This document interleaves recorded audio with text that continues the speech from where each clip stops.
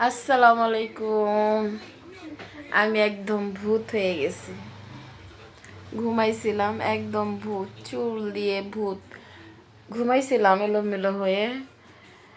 আসলে আজকে জার্নি করছি রোহানকে নিয়ে 2 বার।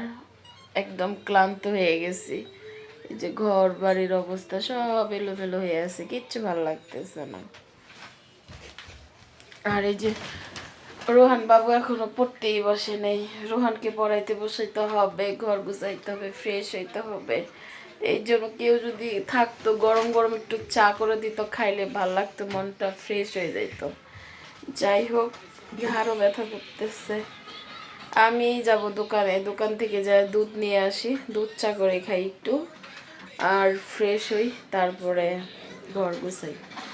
ভালো লাগে না, কি একটা জীবন, একাকিত্ব জীবন, একদম মজা নাই। কারণ ফ্যামিলিতে লোক সংখ্যা না থাকলে যা হয়, যে আমার সমস্যা হয়ে গেছে, গলারও সমস্যা, ঠান্ডা লাগছে, গলা ব্যথা করতেছে, কণ্ঠ এত চেঞ্জ হয়েছে, এত পরিবর্তন হয়েছে, যা কি বলবো, বলার মতো কিছুই নাই। ঠিক আছে, যাই হোক, আমার একটা ফ্রেন্ডকে তো রাতে মানে 2টা-2:30টার দিকে দেখি তার ফ্রেন্ড ফ্রেন্ড কি ফেসবুকে দেখলাম অহংকার পতনের মূল। তাকে দেখে আবারও মনে হলো, কারণ তার সৌন্দর্য, না বলবো না, সে তো আবার আমার ভিডিও দেখে।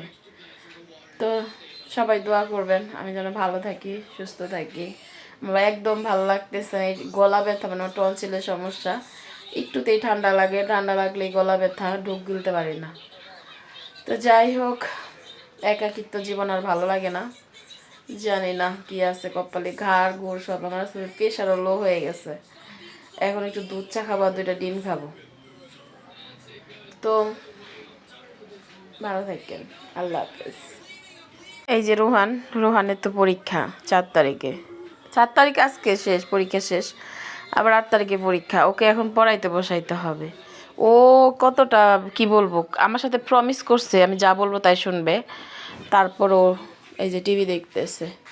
আর এই যে ঘরের বিছানার অবস্থা, বেডরুমের অবস্থা, শুয়েছিলাম, কিচ্ছু ভাল লাগে না। আর এদিক দিয়ে তো আমার অবস্থা আরও খারাপ। তো যাই হোক, রান্না বান্না কিছুই হয় না, আর কাজকর্মও ভালো লাগতেছে না, জানি না কি করব।